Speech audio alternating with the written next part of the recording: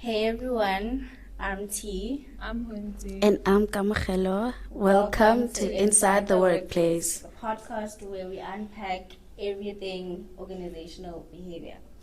So let's start right at the top. Organizational behavior. What is organizational behavior? Sounds technical, but it's all about understanding how people think, how they do things, and how they interact in a workplace. Exactly. Organizational behavior looks at individuals, teams, and whole organizations.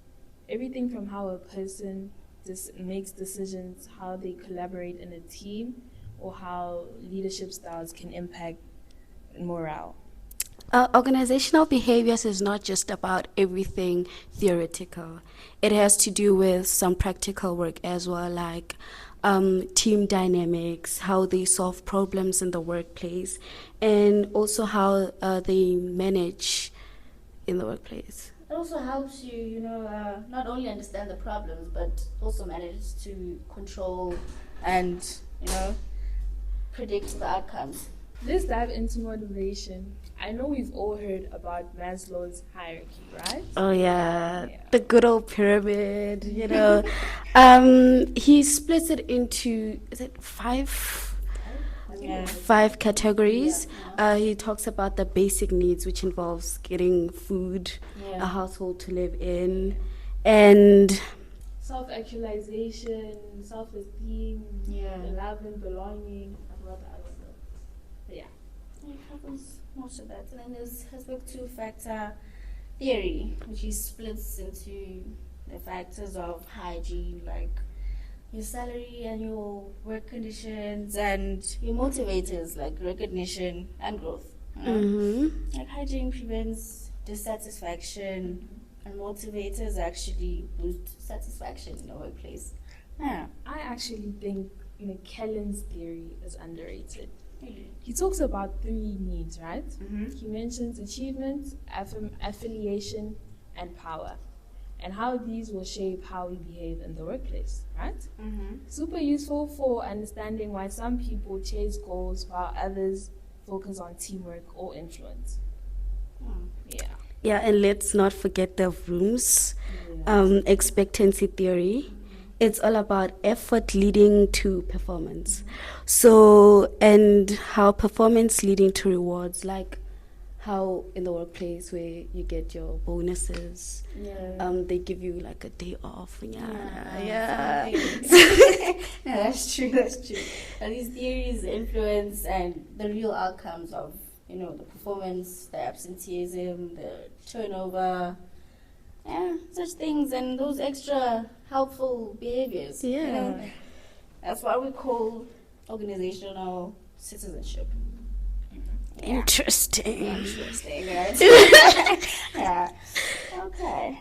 Now we'll move to how perception shapes decision making. Let's talk about how powerful perception is.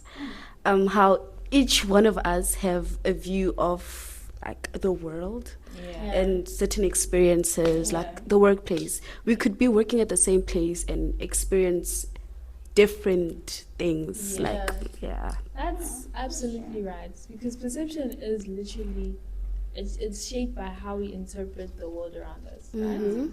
So it could be a thing of T and Kamo, right? I'm the boss, so I give you guys feedback. I'm like, okay guys, I think you could work better on this. T might go into full panic mode and be like, oh my gosh, she hates me, oh my gosh, and then you might be like, okay, this is something I could work on, right? So it is all about interpretation. It's all based on mindset, experience, or even how you're feeling, like your mood. No, that's true. Also, cognitive biases play a big role here. Like things like confirmation bias, stereotyping, or attribution errors. A manager might misread a text or misread a quiet employee as someone who's just disengaged, whereas they're just introverted. They're like, they're like talking. They're just quiet. They're just, it's just things like that. You know, that's a very powerful point, because it's important how we talk to people. It's important for an organization to see that everybody's different. Yeah. They need to, yeah. Yeah, that's true. Which is why awareness, ethical leadership, and open communication is very crucial, in a workplace. It's very Yeah. important for the manager, the leading parties to understand each and every employee, Yeah. their Yeah, interests and okay. everything. Yeah. and keep I feel like people as culture well. matters too in this instance, because if you're in high pressure environments, you're more prone to not really doing your best when it comes to a job, because you're going to be Yeah. under stressful conditions, right? Yeah. High pressure environments often lead to fast and risk aversion decisions, but a more innovative culture can encourage creativity. It can encourage the employees to think outside the box. Mm-hmm. Yeah.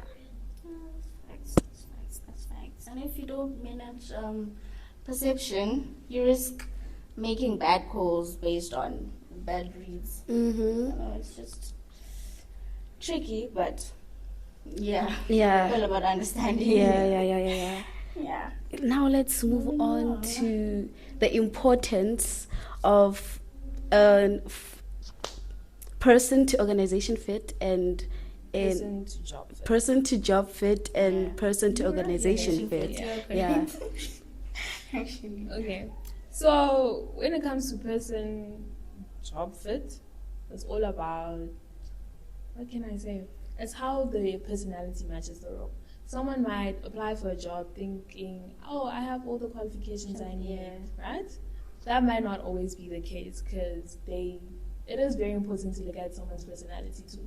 Someone could be able to work alone by themselves, and then if you put them in situations where you have to work in groups or in teams, they might not thrive as they would by working with themselves, Yeah. Mhm. right? So it's all about the day-to-day of the job. That's how you can best fit a person to a job. Mm-hmm. Yeah. But when the fit is good, you see higher satisfaction. Mm-hmm. Better performance and lower turnover. But when it's off, you get disengaged. Yeah. Yeah, you're not gonna fit well. There's gonna be underperformance and burnout as well. Things like that. And then there is person to organization fit. I'm seeing if the person will be able to fit to the culture of the organization, like to the things that we're doing in the organization fit with them as a person. Like we can't be having a Christmas party if you're Muslim. Yeah. Yeah. It's all about understanding that. Mm-hmm. As T mentioned, I'd like to go back to that, because a poor fit can lead to stress, or can make you underperform, feel disengaged, and all that, right?